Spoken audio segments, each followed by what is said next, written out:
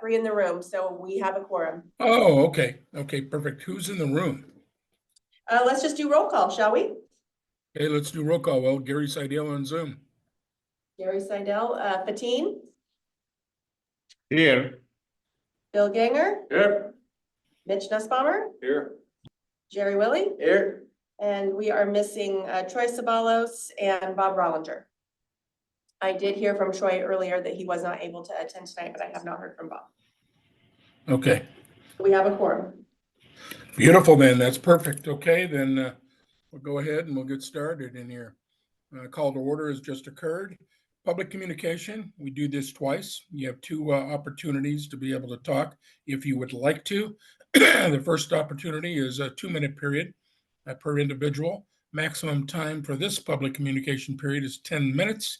Another longer one is available where you'll be able to talk for 5 minutes at the end and there for a 30-minute overall communication period. Speakers may only select one public communication period to be able to talk. Do we have any speakers that would like to address us? If you would like to speak, please raise your hand. Do you see anybody, Bob? All right, we don't have anybody. Okay, then moving on.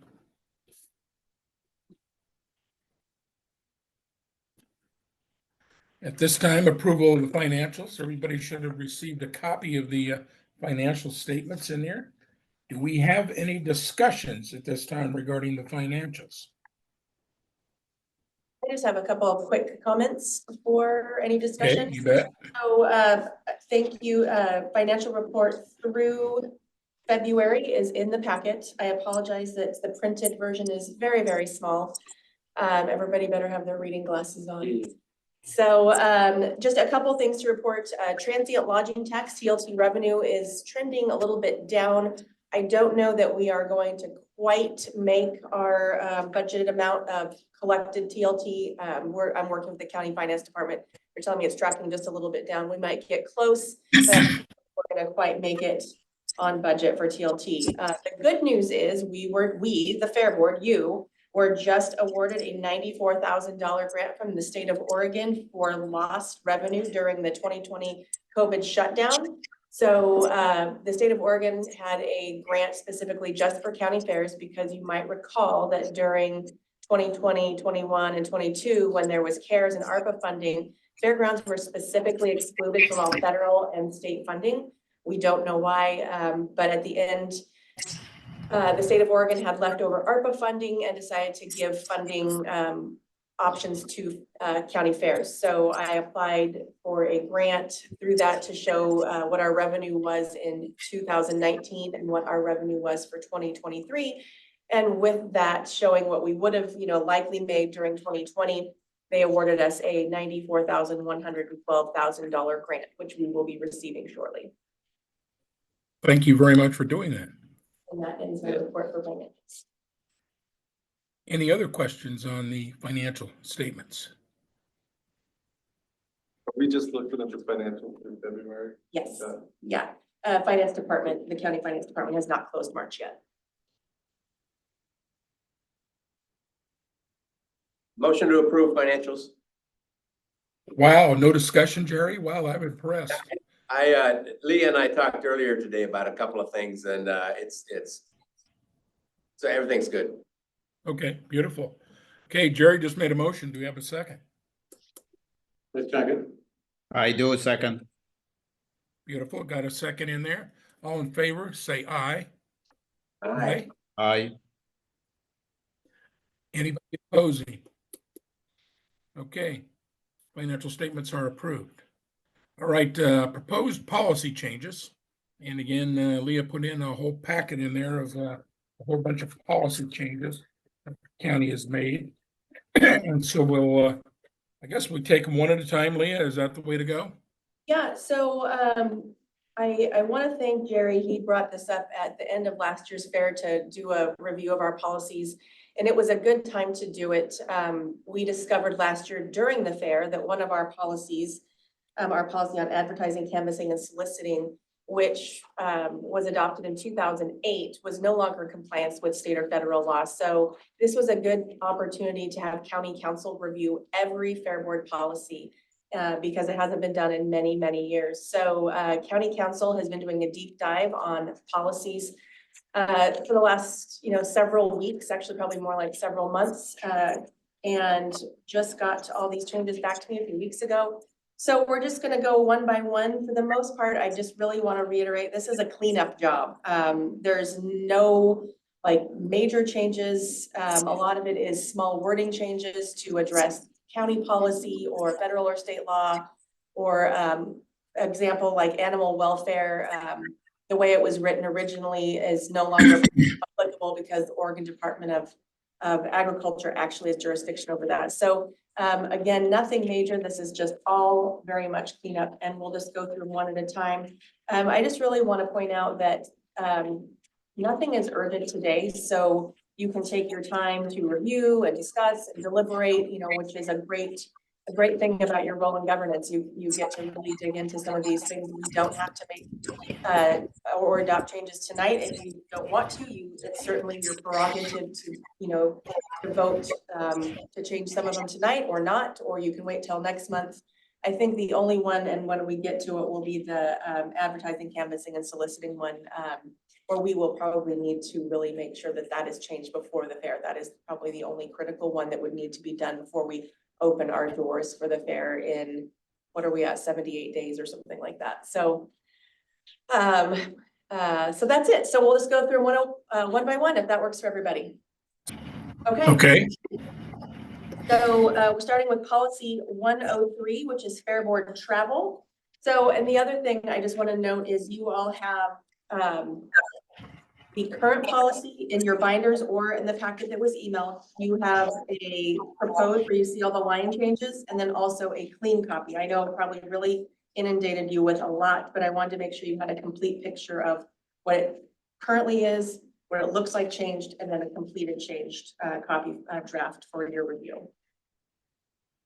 So policy 103 just updates some language to add in policy 402, travel and business expense. That's a county policy 402.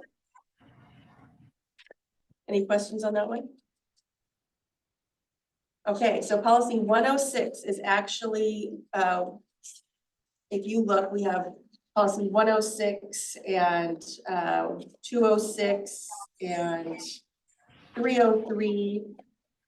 Those policies were all individual policies that were covering very specific things. So at the recommendation of county council, we're recommending that those be rescinded, and we modify policy 106 to just say that the Fair Board will be in compliance with all applicable laws, including federal, state, local ordinances, statutes, county administrative policies that are not limited but applicable. And then county council listed out some very specific ones, but it wouldn't preclude any other ones that the county may have, or any new laws that may come out.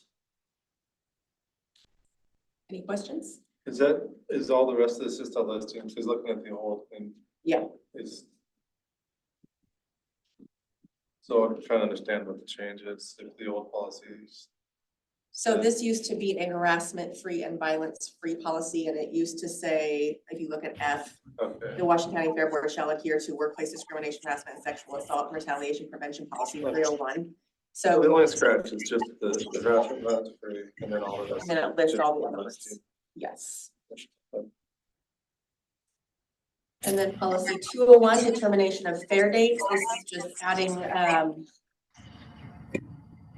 that it's done by official action of the full Fair Board, that it wouldn't be done without full Fair Board, which was the practice when we changed from 4 days to 10 days. So this is just modifying the language to be current practice. Any questions?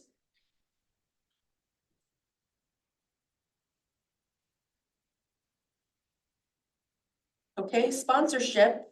You'll also note that 203 was also about sponsorship, but it was about tobacco sponsorship. So we're merging, merge those all into one policy. And then there's just some language some language cleanup about fair manager or designee, taking out like his or her type of language. Adding in a statement about Oregon government ethics, and then merging the tobacco sponsorship language into this policy. Which would then remove policy 201, tobacco sponsorship.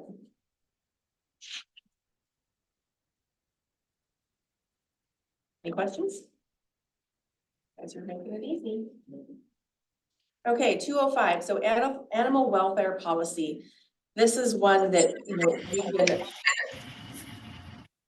The Oregon Department of Agriculture Animal Program and the Oregon State Vet has legal jurisdiction and the only authority over animal welfare in the state of Oregon. So all this language that we had that we would seek counsel from like the Western Fairs Association, the Oregon Fairs Association, they don't have any authority over animal welfare in the state of Oregon. And that there was also some notes, and we used to do this many, many years ago, that the Fair Board would have a committee on animal welfare, which we used to have many years ago, but they know that's no longer legal authority. So this is to provide legal authority and legal jurisdiction over the appropriate agency. Yeah. Any questions? Okay, moving right along. Policy 206 would be rescinded as because this would be part of our new policy 106. Policy 207, this just does a little bit of cleanup. This is surrounding the Fair Board's professional development. So when we go to like the Oregon Fairs Association or Western Fairs Association, there's just a few other, in fact, it was just including, instead of board, it says Fair Board. That's the other thing we're trying to clean up. Instead of board or Fair Board, we're being very clear that it's Fair Board, so nobody gets confused that it's not the Board of Commissioners. And then removing this, we're changing to there. So let's just slow you down real quick. Just in general, you said that the passing this, these are, who went through a line item for this? Our county council, Your county legal. County legal, Yes. okay, well. But we need to vote as a board to approve. It Yeah. seems like kind of a, Well, these are your current policies. right? And so they were adequate when you voted for them, and yes, you do need to vote for them. Right. I mean, even though county council is recommending these changes, I mean, some of them are just, you know, wording changes. You don't have to accept, you know, changing, you know, removing his, her, and changing to there. Those are just recommendations from the county client with our equity policies. But there are some specifically, and we'll get into those a little bit later, that for example, if your board, if you guys decided to not approve the advertising, canvassing, the soliciting policy, we still have to comply with the law regardless. Yeah, So, that's understood. yeah. All right, I just was wondering, and you said they're just kind of passing this, takes me a little longer to digest this and just look through it. That's see what's okay. going on. And that's okay. So that's why I said, you know, this is a great time for us to review it, digest it, discuss it. Nothing is urgent today. Right. You can go back, take this, look at it a little bit more, have a think. And we can, and there's some, if you want to, and that's the other thing, if you want to pass some tonight and not all, that's also in your purview. It's totally, like I said, this is easy peasy. Nothing is urgent.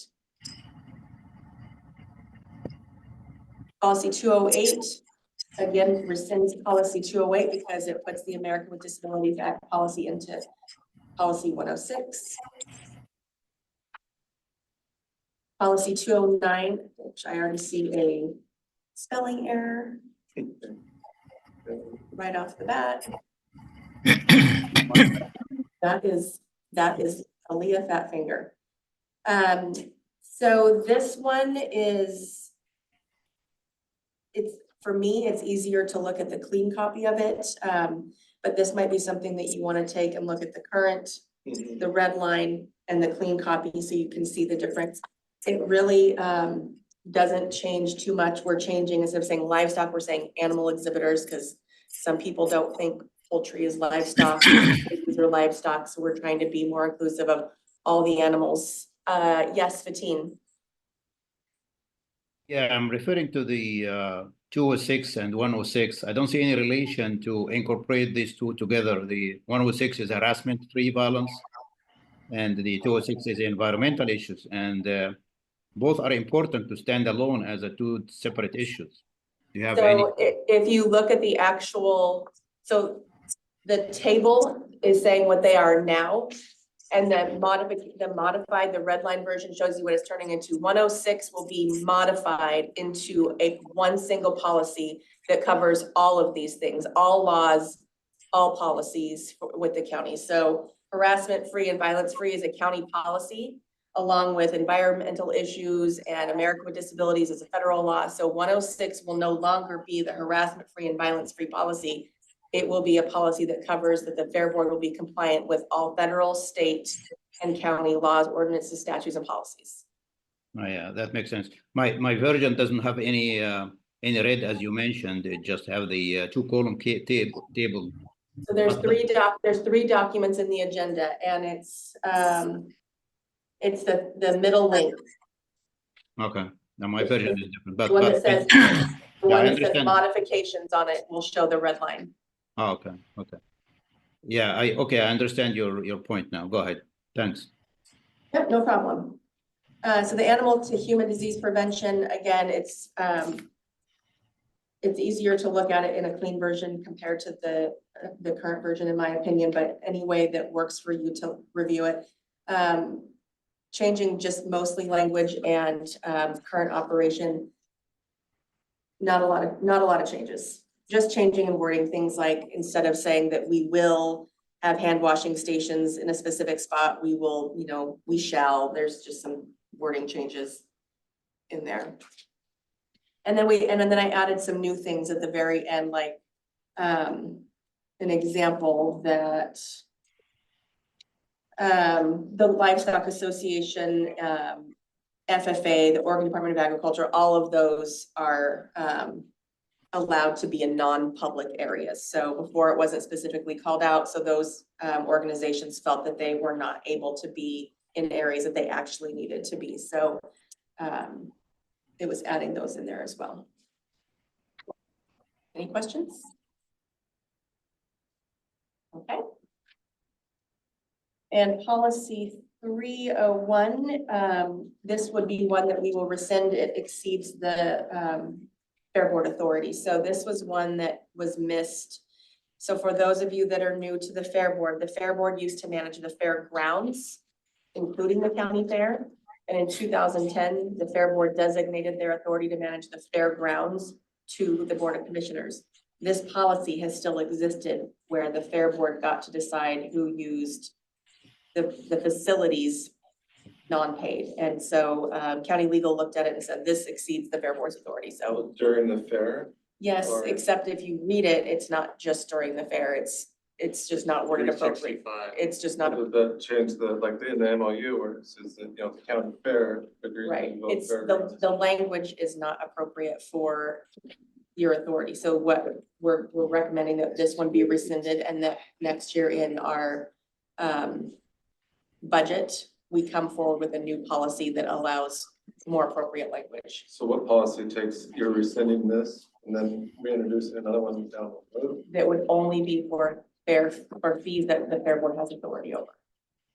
But the Fair Board doesn't have authority over county facilities or the buildings, and that's what this policy was for. So Maybe I'm misinterpreting the MOU where it says that during the time of the fair, they do have. yes, but you can't rent out these buildings to someone else during the fair. And that's what this policy is saying. Like the way this is written, that you have the authority to rent out for no cost the wingspan to someone during the fair, and you don't have that authority. You don't have We that. want to. You have the ability to allow vendors to be in It's there like to you've got a vend, temporary lease, but not you, no sublease in a while. right? And but this policy would allow that, and you don't have, so this exceeds Fair Board authority.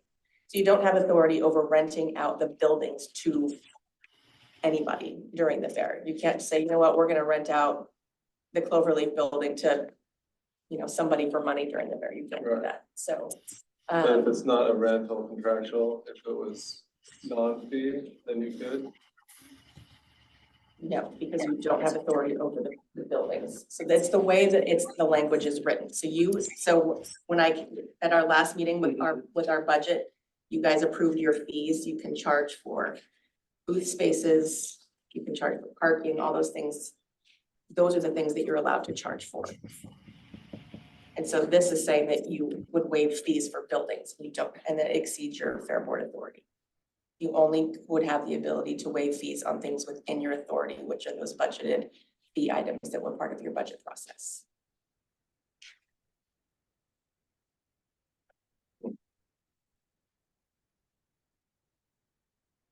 Okay, policy 3, are there any other questions on that one before I move on? 301. If I may ask.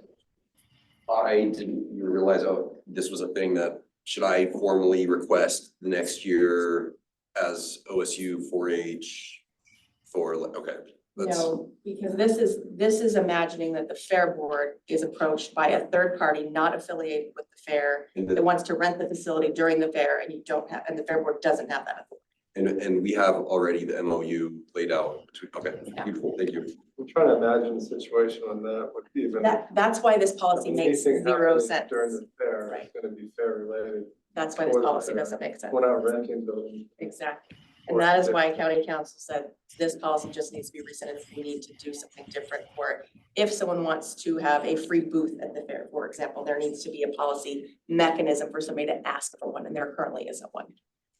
This policy just doesn't make sense and exceeds the authority. So we have to, this is one that you don't have to rescind it, but you don't have the legal authority to enforce it either. Oh, there's Bob. That just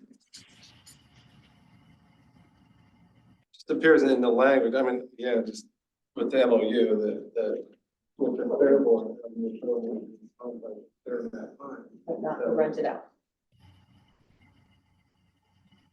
You get to use the. Has that ever happened in the past? Like since this MOU? That's again, we're doing a policy cleanup. Please, for everybody online, note that Bob just joined us, meeting in progress. Okay. Thanks, Hi, Bob. Bob. And does Bob know the rule that the last one here buys? Oh, that's dangerous. I have a credit card with room on it. We're just discussing, we're doing a review on the policies. And there's that right there in your packet under tab number 1. The one with the paperclip on it. You started at, I thought you started at 5. Okay. Sorry. Oh, All right. How long have you been on this board? I know, I've been out of commission for a month and 2 weeks. That's okay, I've had to pick on Bill on city youth, so. Well, I agree with everything that Phil said, and if Jerry said anything, don't pay attention to it. Does that bring us up to date? Yeah, there we go. Okay, so policy 302. Let's see. Oh, that's right. So this one again is modifying it to remove all of the things that are really exceeds the authority, because all volunteer groups have to be contracted, and all individual volunteers go through a legal waiver with the county and in a non-paid agreement. So all of the things that are in this volunteer policy no longer apply, as the county does require that volunteer groups and individual volunteers go through a specific legal process. That's what's triggered a lot of these policy changes is the legalese of this. Yeah, and county policy, which you're required to adhere to.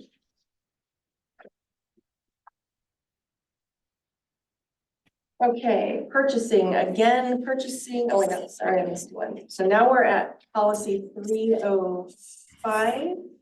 Oh no, I'm sorry, you're right, 303. Purchasing, this one is, would be rescinded and merged into policy 106. Okay, and then policy 305, advertising, canvassing, and soliciting. This is the one that got us in a little bit of trouble last year because our policy was out of date with current law. So it used to be that anybody could come onto the fairgrounds if they wanted to protest or gather signatures. They had to do it They couldn't do it on the property. They had to do it within the public right of way, meaning they had to stand on the sidewalks. Or they had to rent a booth. The law changed and they don't have to do what we say anymore. So if anybody wants to come in and, collect signatures, if they want to protest, we have to allow them to do that. So this policy, kind of cleans that up and allows, what kind of, it really defines conditions and, how the policy is. This is one that, the county council worked on probably the longest because of the way that the new laws changed with the First Amendment rights. So specifically with signature gathering. And including advertising, like you have like political posters set up. Yeah.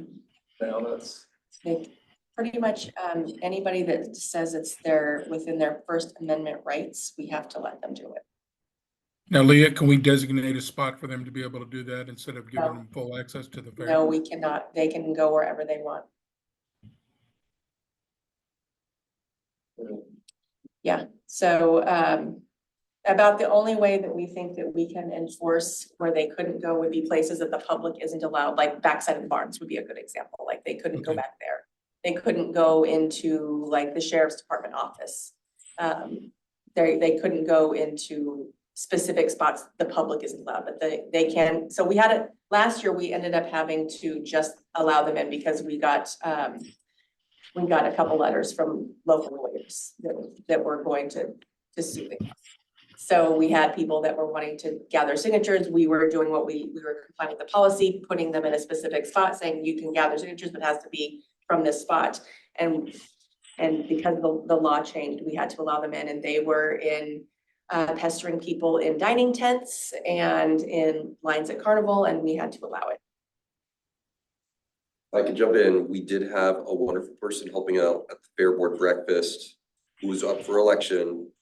But for our policies as a nonprofit, we're not allowed to say 4-H endorses, and so they had put their signs out. I consciously moved them. I removed them. Oh, you removed them. Okay, yeah. And so I don't know if this might now allow that, or like, I just feel uncomfortable as a 4-H, not representing my nonprofit, my university. I can't also do that. So And I we wonder- can't either. okay. Yeah.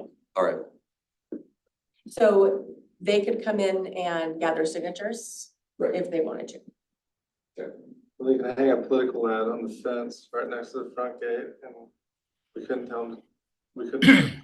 Pretty much, yeah. Does this cover demonstrator? Yeah, we have to allow them, protesters. Do we have anything if the demonstration causes damage? So I think there's language in there about, They be held responsible? That would probably curtail a lot of things. so they can't obstruct line of travel or people like doing business. They can't use abusive language. They can't be within 20 feet of a entrance gate or ticket booth. They can't use loudspeakers. They can only park pamphlets, leaflets, or materials on vehicles that have already been parked.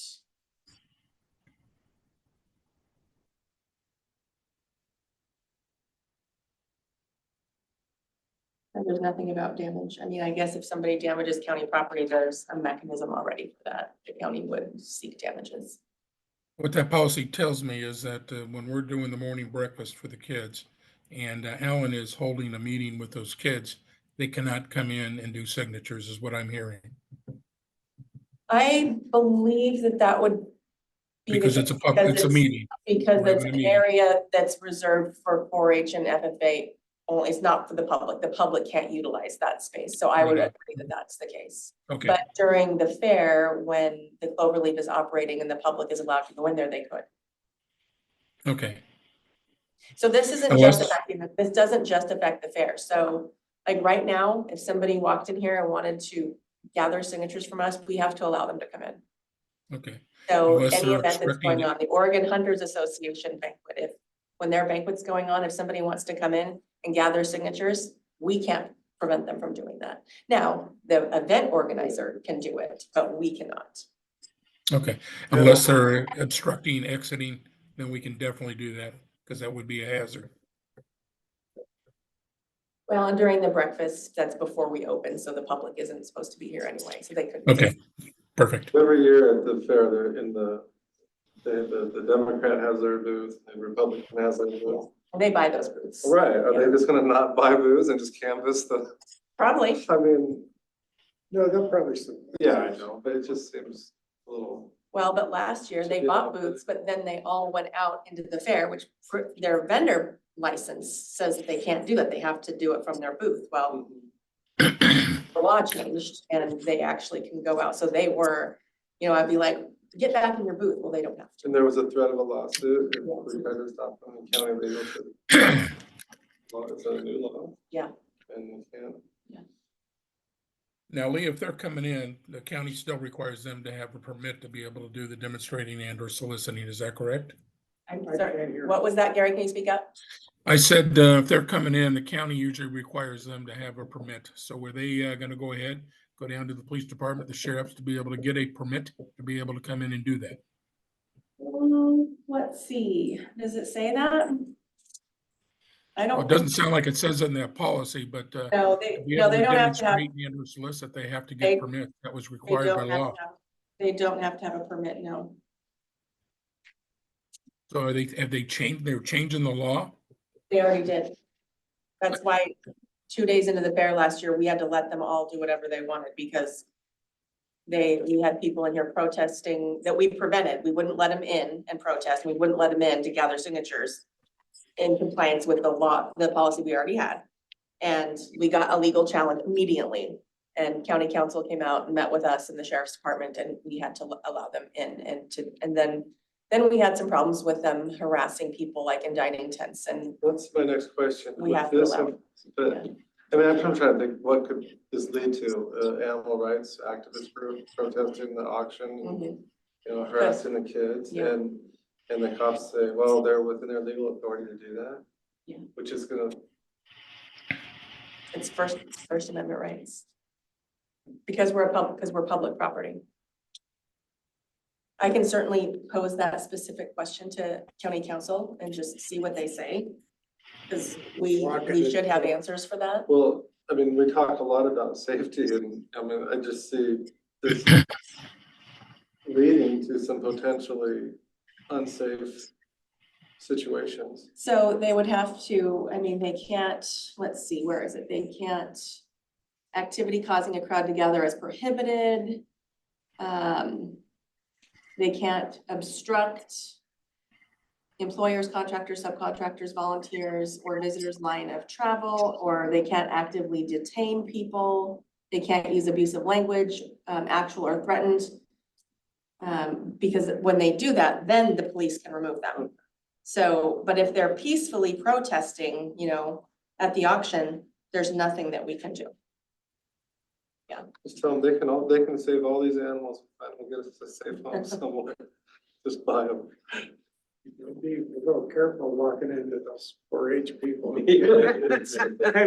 Bunch of cowboys out there. I don't know. But on the other side of it, our people would be expected to maintain decorum as well, because if somebody's peacefully protesting Right. within their Not rights, we violence, I can't, just- we some can't of be this attacking seems them to either. be- The amount of protesting Yeah. these days, Well, it was interesting last year, once we got the legal challenge and we had to allow them in, then they came in and we just had to let them do whatever they wanted, and after a day, they got bored and they never came back.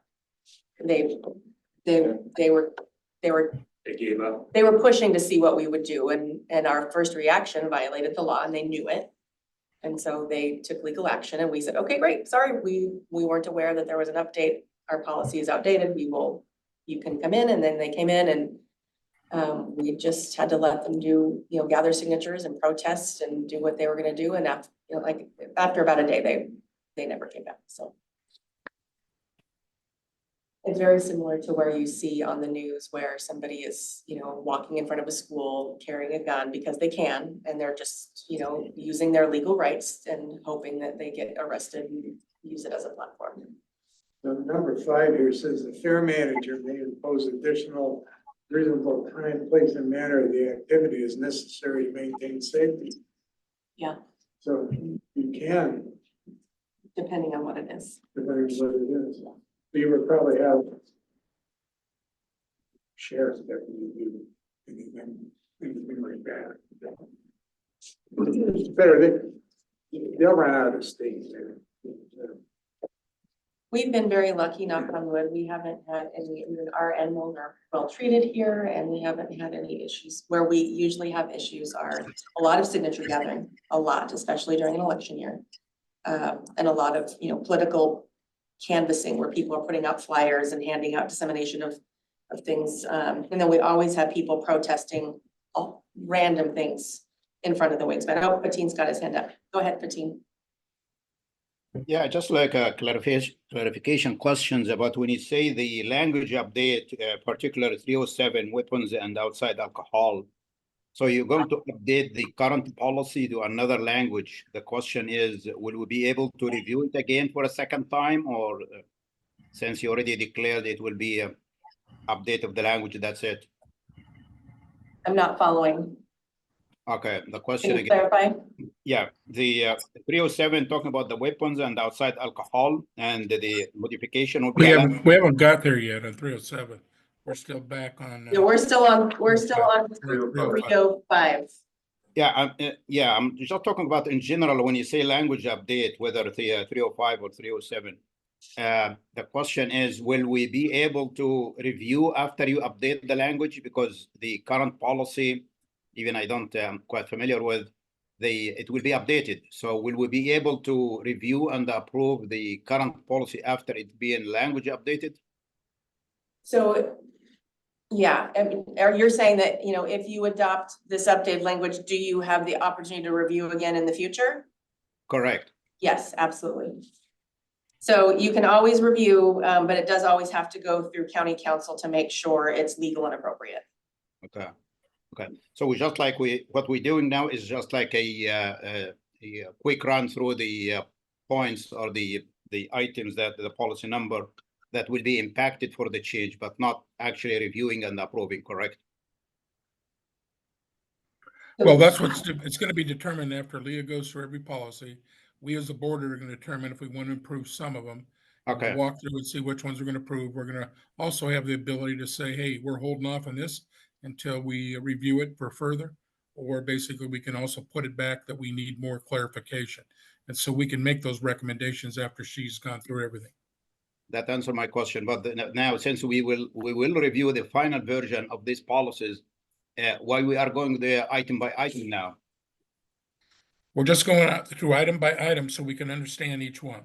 And then once we do it, we'll make a motion to go through and see which ones we're going to approve, and then which ones we would like more clarification, and which ones we would like to be able to review further. Okay. Okay, any further questions on 305?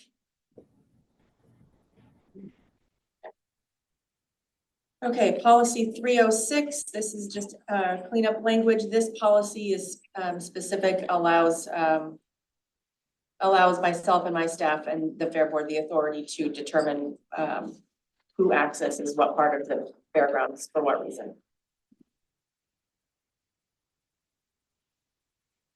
And then policy 307 is weapons and outside alcohol policy. For the most part, it's language updates, specifically noting what a weapon is. And this comes from state statute about what a weapon is. We got a lot of pushback last year about what a weapon actually is. So we had a lot of people showing up with tasers and mace last year, and the sheriff's department did confiscate those. And we got a little bit of a pushback on that, but we were within our rights to not allow people to have those items. So this really clarifies what an actual weapon is.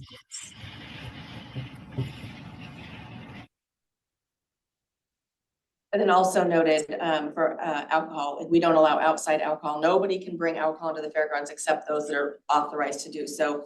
Item number 5, says it does not apply to vendors specifically authorized by written agreement, which is our alcohol sales vendor. We're the only people authorized to have alcohol on this piece of property. So what's changed? Not too I mean, much. that has been the policy, hasn't it? Yeah, it just wasn't, that part wasn't. So that's what, Oh. that's the change, it's adding it. And then policy 308, there's no changes to policy 308. And that is it for the quick run through, and I'm happy to answer any questions or if there's concerns or items that you want more clarification or to have county council look at a little bit, differently, we're happy to do that as well. And if you want to think on some of these and look at them at home and email me later, that's also perfectly acceptable. I have a question. Yeah. With all the corrections by legal, so is that a bill to us for legal doing that? So that's not how our internal service charges work anymore. It used to. It Yeah. used to be that whenever we had them do anything for us, we would get a bill. Now we don't. It's all of our charges from the county are all just lumped in together, which is very nice. Over here. Well, Any other questions on the policies? Just, it wasn't a rush. For myself, I'd like to have just some time to digest. It's a lot to digest. Just kind of blow through and say, okay. yeah. Well, I mean, we've been working on it for months, so Right, so I get I it. would I would like this. postpone any kind of vote on it for now, unless there's something urgent. Yeah, we can certainly. Mitch, was that to postpone all or just some of them? Well, yeah, I'd take some time and just go through them and see, and then, cause I can call Leah with questions. I don't know, I guess, them well enough to ask real, insightful questions, I don't think at this point, because like, well, what would, Yeah. you understand what I'm Yep, saying? So, it's totally fine, and I'm happy to, if you guys wanna, if anybody wants to come in and meet with me, we can go over them or call or. well, even if I had like a few questions that came out through a review of this, Yep. that we could just clear those at the beginning of whatever the next meeting, and then at that point, Yeah, and Gary, from my standpoint, I would prefer we do this as a bundle. rather than, Right. So if we could, we're gonna hit the pause button, let's hit the pause button on the entire package. Okay, then we need a motion. I don't think we need a I motion. don't think so, it's Nope. just a decision. Okay. Yeah. So, we don't have to take action. So I think what I would request from you all is that, anything that you want clarified, or you have questions, or you just want to understand a little bit better, email me, or we can, set up a time to talk on the phone or via Zoom or in my office or whatever, and we can go over those. And then I can send out, and, I can then take all that information from all of you over the next, month or so, and really get all the questions and things, and then send you a document maybe in June that says, these are the questions, here's the answers. That way, if we're gonna make any edits, we're ready to go in July at our July meeting. So our July meeting is gonna be kind of busy because it's the fair. So if we're gonna be considering these in July, which we definitely need to look at, we've got to do something about policy 305. So I can get a commitment to get all your questions, clarifications, or requested edits to me in the next 30 days. Yeah, by Okay, June. so at the next meeting, we'll bring this up and then we'll go ahead and finalize it. Fatin, did you have another question, or is your hand still up? My hand's still up now, hello. Thank you. Perfect, thank So you. what are these back copies? Are these? So the one original? that says, let me see, is that the one that says draft in the very back? Yeah, so that's the one that says draft on it, that's the clean copy that if you accepted everything, that's what your That's what- policy book would that's look what- like. Okay,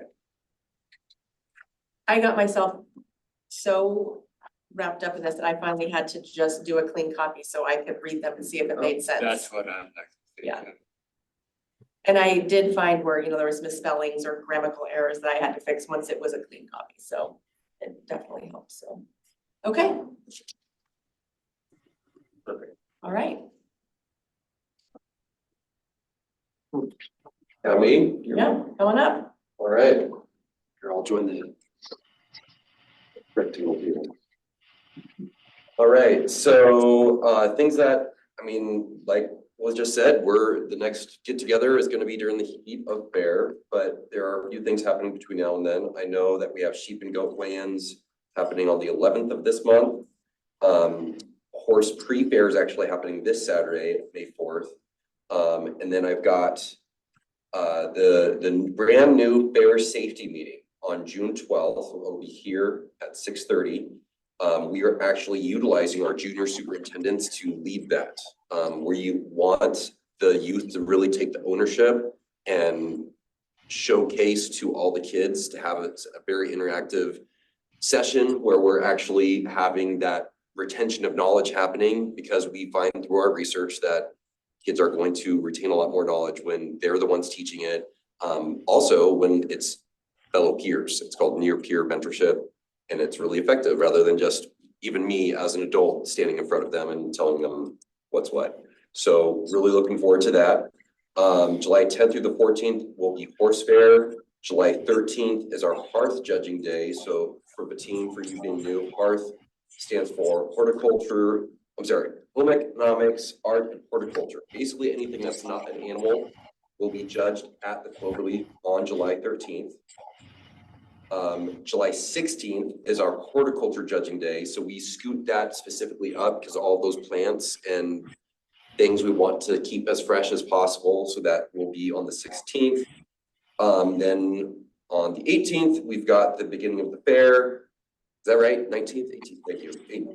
Yeah, something like that, one of those days. One of those days. July 20th is our dog fair. That is an all-day Saturday thing.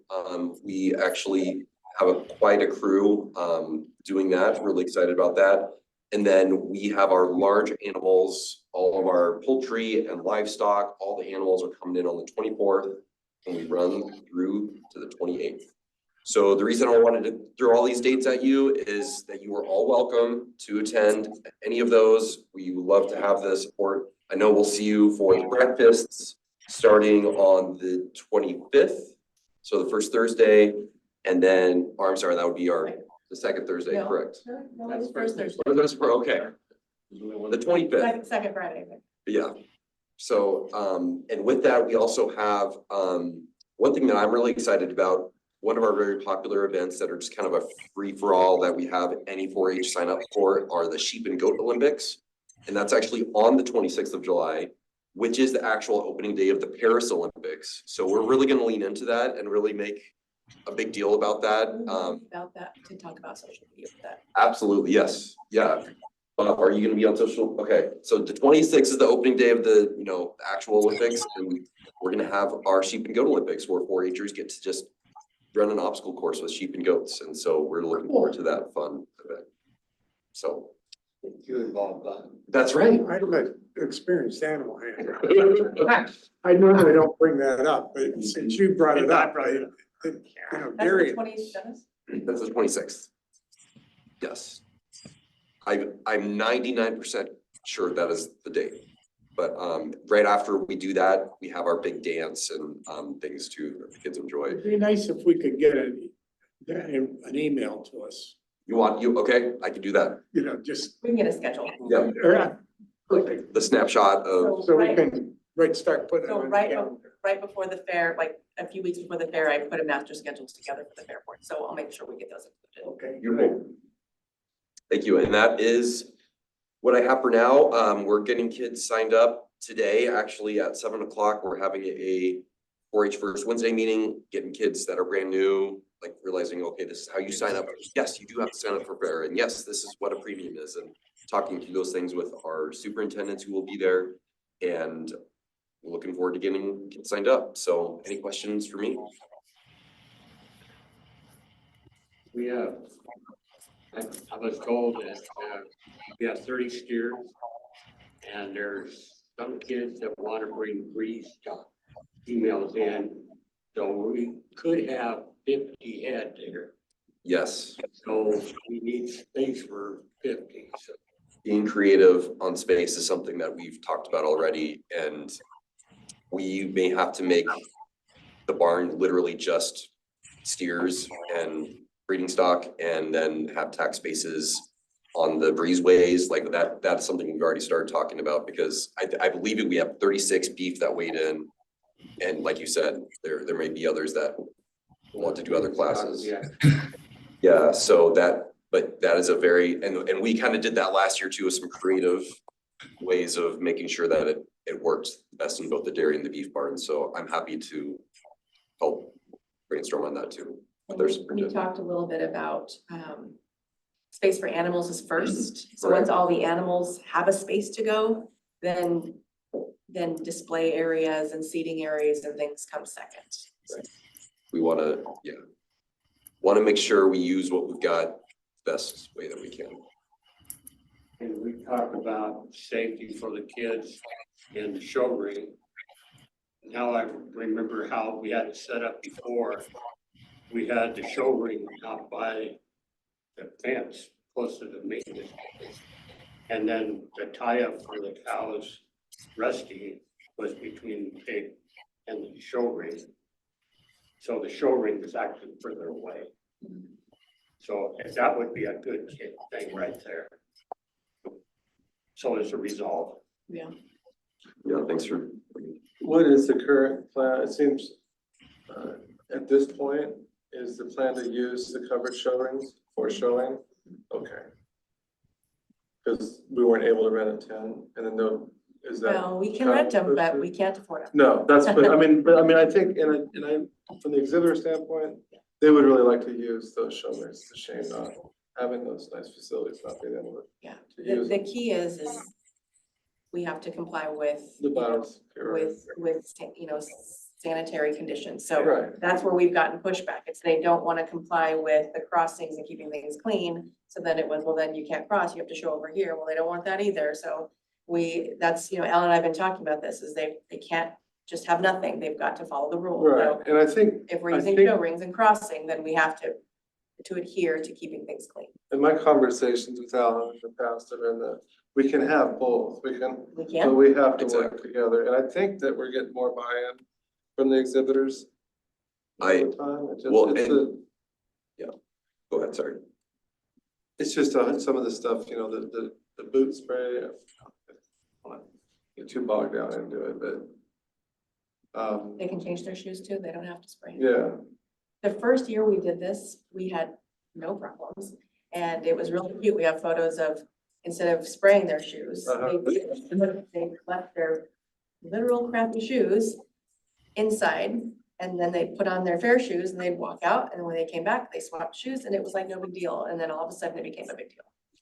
so can you give a real quick, concise answer for everyone to, why is Washington County Fair the only fair in the state that does that? Does which part? The spraying of the feet and all that. I Because mean, that is the recommendation after our E. coli outbreak from our health risk and legal department. That was the agreement for those of you that were here at that time. The health department was like, we shouldn't have animals there because they're dangerous and they create a hazard. People get E. coli and they get sick and then they die, and the county has a legal risk then, and opens up to lawsuits. So we all went, well, we want animals at the fairs. Then this took months for us to get to this point where they said, okay, great. Then we have to make sure that the manure does not get into public spaces for the exhibitors or the non-exhibitors, for the public to get on their hands and their feet and their strollers to take home with them and sicken them. So this was the agreement that we came to in order to continue to have animals at the fair. And- no, just because I And get that asked so I much. know. I'm trying to get in my head. and what- Hey, everybody gets all upset. well, I'm not. So when people say we're the only fair in the state of Oregon that does this, it's actually not true. There are a few, there's not very many, but this is very common in the East and in California and the Midwest. In the Midwest, Indiana, they take biosecurity very seriously because of the pork industry. So this is industry standard. It's just, there's fairs in Oregon and Washington that aren't complying with industry standard. And taking that all-day class last fall Yeah. made me more aware of a lot of that stuff. And I'm supportive of, but it's also part of it is the reasonableness, and because you understand, I see people that have, their legs have broken out from the spray, because they got overspray on their leg or something, like, maybe, I don't know, I know you're always wanting to work with, you just, if there was mats so they could walk across, would that, No, wet mats, would that be? We talked about that. George Saul and I talked a little bit about, they were cost prohibitive the last time we looked at them, but we can certainly look at something again. But it would almost guarantee that is made, how many people slip, it might be safer. But, It's the same solution. It's just a different yeah, manner of making it happen. right. But then somebody has to keep those clean shape. So it's easy to change your shoes. I mean, when I go out from the barn into my house, I take my boots off. I don't tromp through my house into my garage with my barn boots on. No. My husband tries. You can't build stuff. Well, I know that, like, for all the complaints, I know we're in the public sector, Jerry never gets any complaints as a commissioner, I'm sure. But, From the usual suspects. but even like having, like, I like that there's no public behind the bar. I don't Sure. want, Yeah, the me too. exhibitors, we don't want them back there. So, if it's a little more, less convenient to go through this gate, that's something. Well, that's even more safe. I think it's better than it was the first initial rollout. And I think I as agree. long as we keep kind of working together and trying to find that middle ground, Always work. that we're covering, we're covering our bases, what needs to be done, yet we're making it as workable for And all that- parties. And that's the thing that our legal department will say is that in the event that we still have an outbreak or someone gets sick, we have done everything that we can. We've done everything right. And sometimes there's just things that happen. Right, And we are going to be a lot better off in a lawsuit that we have a policy that we adhere to and we are doing everything we can to keep the public safe in a risky environment. Another thing I'll add, I forgot to mention this, on June 12th, when we're doing this fair safety meeting, we are intentionally including the non-animal kids. Because there's more to safety than just animal to animal biosecurity or animal to human, but it's not even biosecurity if it's animal to human, but like the disease prevention, but also like crowds and dealing with people, and which we kind of already talk about, but we want everyone to be included in this conversation, and it's not just animal kids anymore. Do you mind if I? Yeah. So Alan and I talked about this the other day. The original meetings, in June have been about biosecurity training. And we're really just, all kids and families need to be trained on safety. So I'm out at the health department today.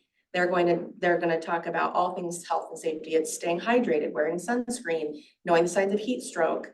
It's obviously hand washing, keeping your areas clean, whether it's in the clover leaf in the cooking area or it's the barn with the animals. They're going to talk about animal safety, but they're also going to talk about cooking safety for the cooking contests and things like that. The fire department, they're a little bit resistant to come out and do training, but we're working on that. But fire extinguisher training for those that are cooking it in the barn, and just, if the barn catches on fire, what do you do? So, and then the sheriff's department, I met with them today as well. We had a great meeting. They're gonna do active shoot, like a very brief active shooter presentation about, run, hide, fight, what you can do. And they're gonna really give a good description on everything that they do behind the scenes, keeping the fair safe. So people have a really good understanding of what they're doing as well. So, and then we're gonna have some lead programming by the kids, which we're really excited about. Yeah, and I like that it's kind of almost described it as like, we got the keynote from the county folks, and then we've got the breakout I'm sessions. calling them TED Talks. Yeah, exactly, right. Like short and sweet, get to the point.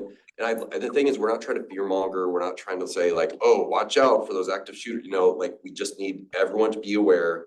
We are at a public event, and our kids already know that, but it's just making sure we have that discussion and then turn the time over where it's interactive, where the young kids are meeting with the older kids. They have that FaceTime, and so they know if there's ever an issue, oh, that's my junior superintendent, or that's my trusted adult superintendent that I go to with questions, and that's what we're aiming for. It's like a great thing with the police department where, see something, say something.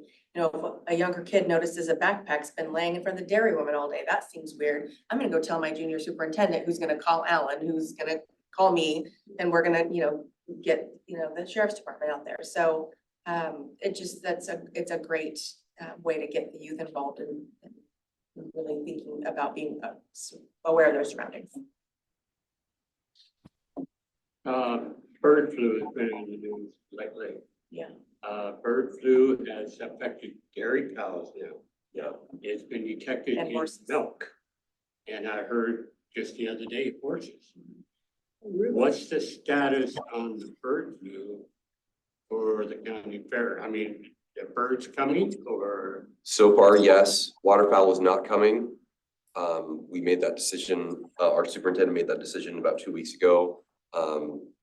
But as of right now, yes, but our animal science specialist, Candy Botham, kind of makes that decision for us. So, And we are all working very closely with the Oregon Department of Agriculture, State Vet Department. So they're the ones that will make the final ruling. Sure. But, you know, if 4-H decides just for the safety of the animals and the kids to not bring them, that's certainly within their purview.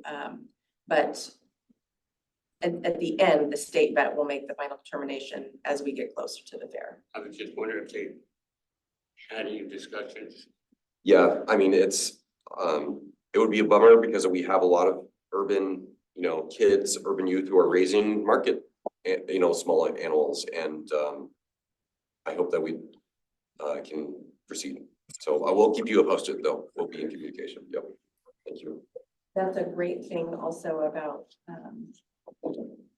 when we're talking about safety with the kids and, managing contact is now that the bird flu has been detected in animals that are not birds, it's again, being very mindful of keeping people clean and don't let people, you don't know who just touched a chicken that may be sick and then just touched a horse or touched a cow and now that animal's, we didn't know it could jump like that and now we do.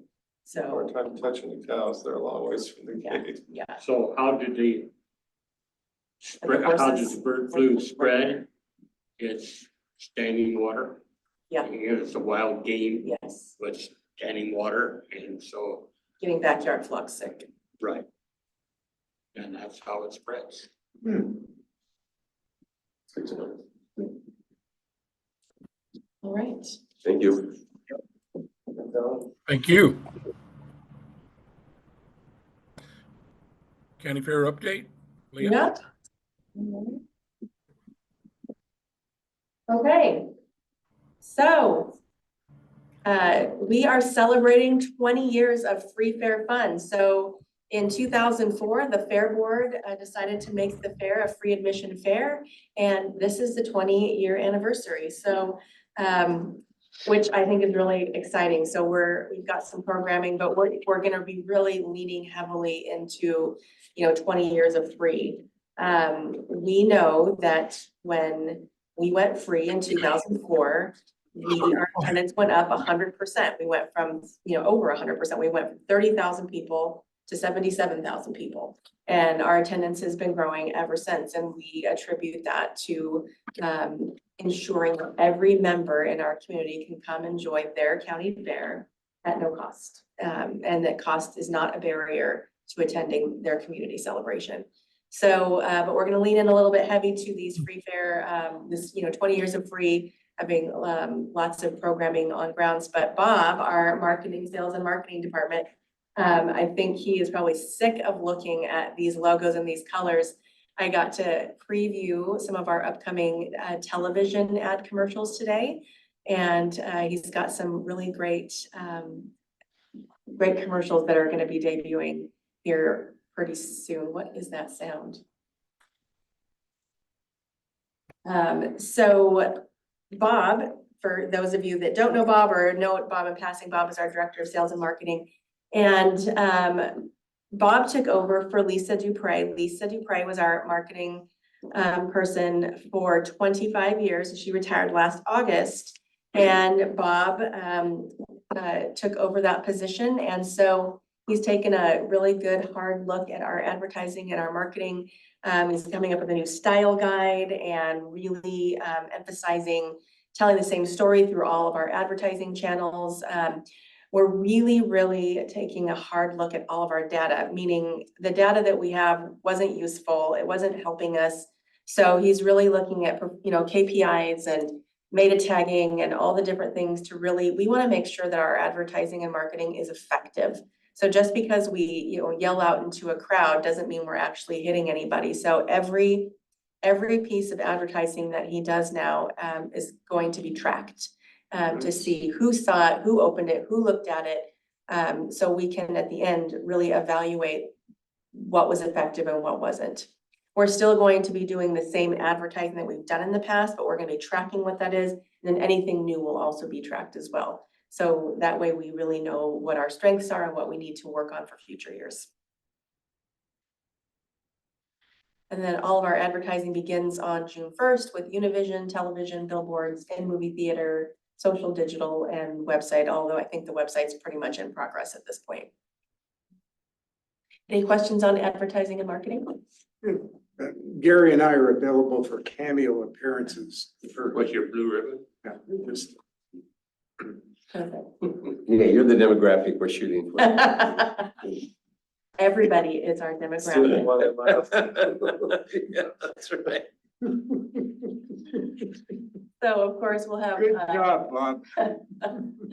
4-H and FFA here on site. So like Alan mentioned, the 4-H livestock will be here July 25th through the 28th, same with FFA. With dairy and beef, and sheep, goats, small animals, poultry, rabbits, cavies, and horses. So I have got to stop saying livestock, and I did it there too. I'm trying to stop saying livestock and start saying animals, because we've gotten some criticism that cavies aren't livestock, but they're still part of the program. So I need to start saying animals instead of livestock. So What is the KV? a cavie is a guinea pig. Oh, okay. Yeah, I don't know why. It's a scientific name. No. Yep. And Yeah, we- that's like, if you were in competition, it's a cavie. It's a cavie, Like if you're going to the pet store, it's a guinea pig. you're right.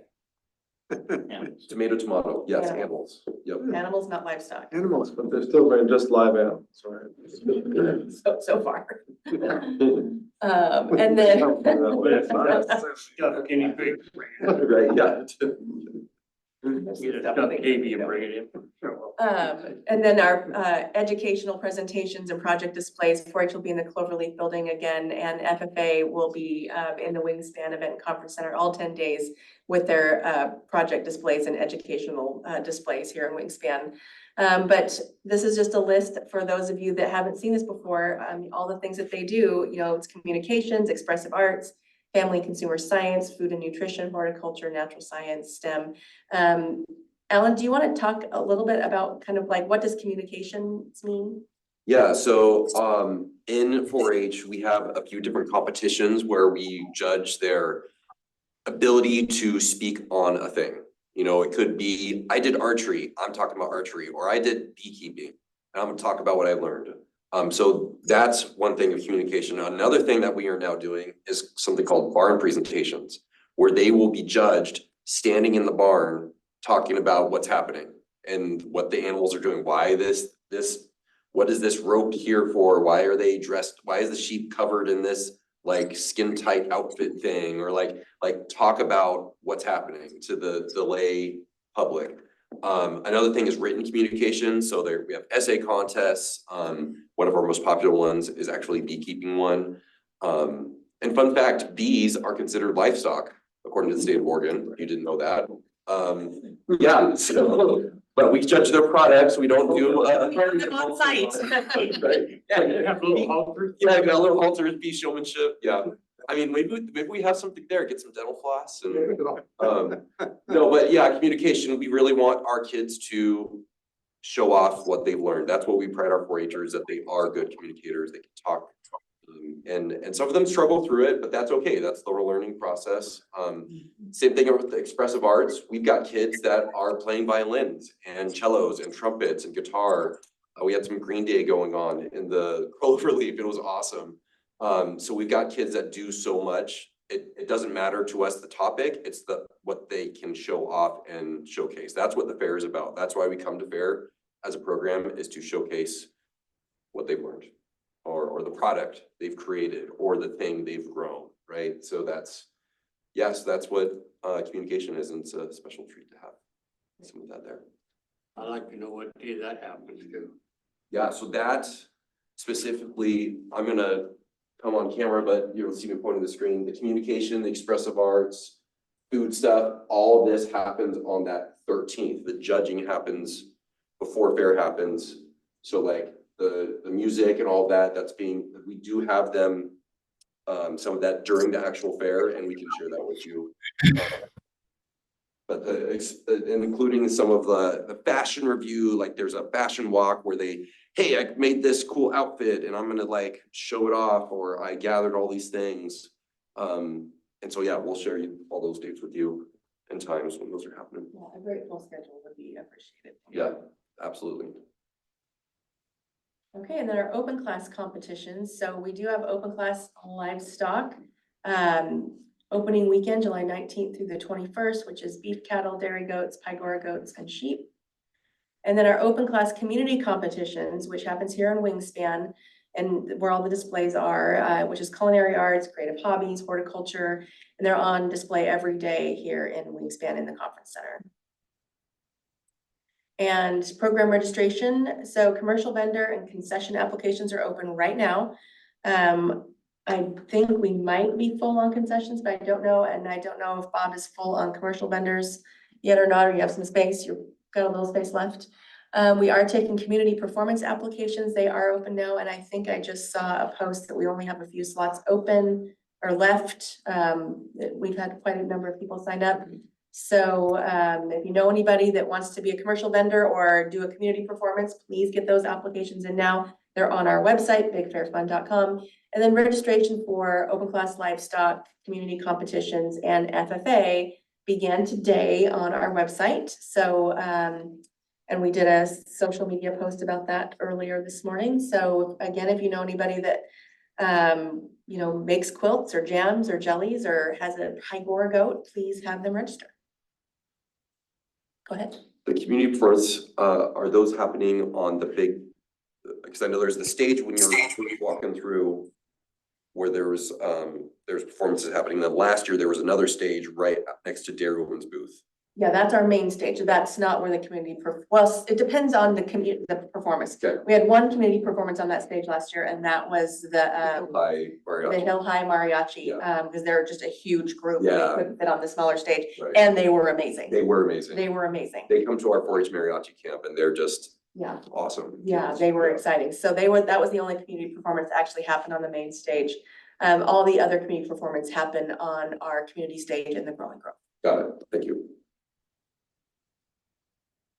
And then just a few featured entertainment. This is not an entire list, but this is just some highlights of our featured entertainment. We've got Puzzle Mania, Play Fit Fun, Brad's World of Reptiles, and iFlip. So just a few quick photos. iFlip is going to be our big signature event. It's a very large, like trapeze type of show. It's very, very cool. These people are coming out of Canada. Are they setting up where the stage or the dive did a couple years ago, or do you know yet? No, we're gonna set them up where, did you know where the racing ducks were last year? No, on the north side. Yeah, on the northeast side. Yeah. That's what they'll be. And then these are just some highlights for our main stage. Jackie Rohr, who lives in North Plains, who is a finalist on The Voice, has a very, very, very vocal and exciting following. So she will be joining us on our opening night. And then we have a really great tribute to Taylor Swift. Bob and I saw her at the Western Fairs Association. We have 2 movie nights. And then Neil McCoy, for those of you that remember who Neil McCoy is, he's a country band, or a country singer from the late 80s, early 90s.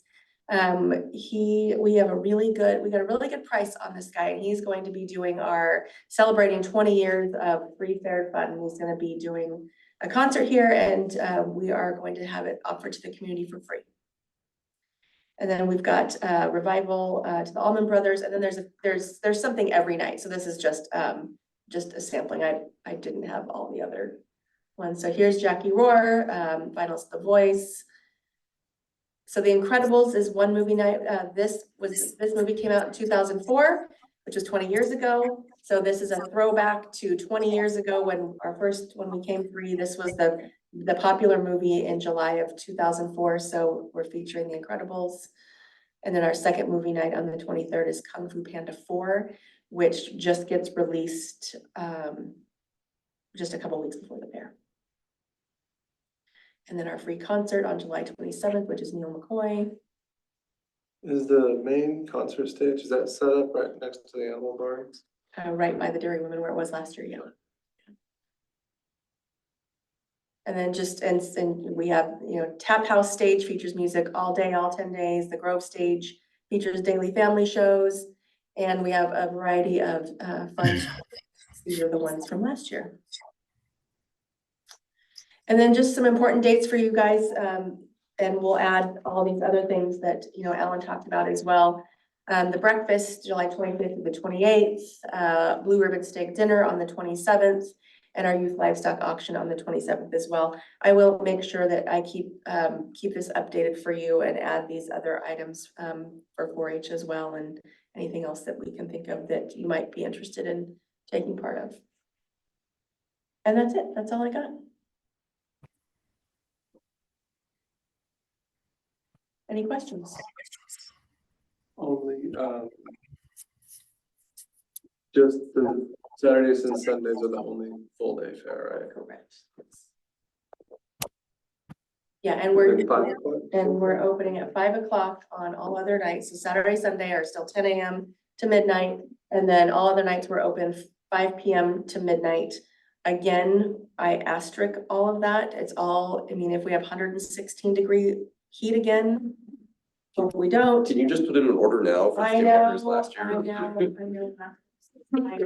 And we'll, but those are things that, we will be watching. So if all of a sudden 10 days out, we get, hit with the heat, emergency, I will absolutely keep you guys posted on, what we may or may not. You can control that. Albert's got that big gun sprinkler. Yeah. Turn it on. Turn it into a steam room, huh?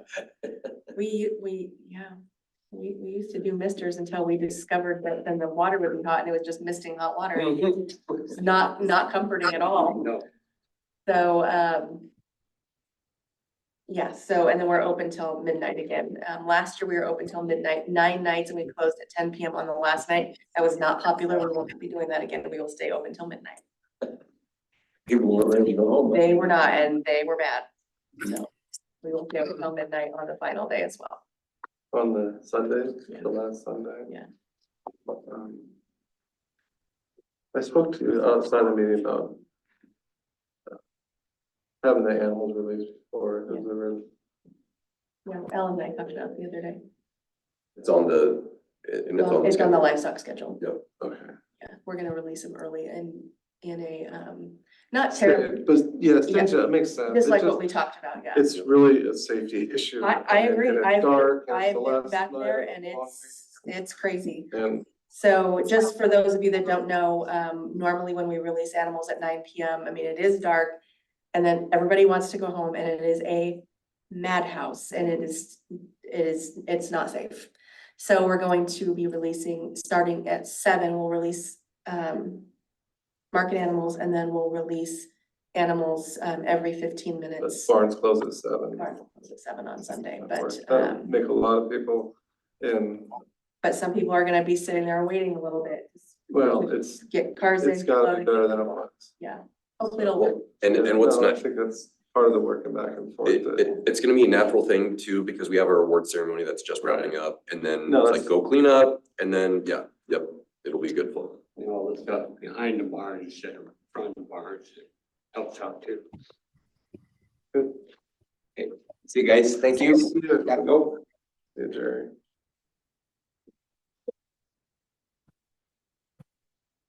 Is that it? Any other questions? Okay. We move on to next communication, Gary? Okay, it's time for final communications from the public. Any member or any opportunity from the public, you have 5 minutes to be able to talk per individual. Maximum time for this period would be 30 minutes. Speakers, again, Well, this doesn't apply because you didn't apply in the first one. Is there anybody that would like to speak during this time? Please raise your hand if you'd like to speak. Seeing none. Is there anyone else? Okay. With that, then basically that concludes the board meeting. Can we get a motion to adjourn? Motion to adjourn. Don't you have Second. eight? Seconded? Okay, all in favor, say by aye. Aye. Aye. Aye. Anybody opposed, you're screwed. Yeah, wonderful. With that, the meeting's over. Thank you. So on May 11th, we have a spaghetti bingo night at the Hillsborough High School. May 11? All right. FFA. Gary's gonna be one of the auctioneers. Like Oh, that.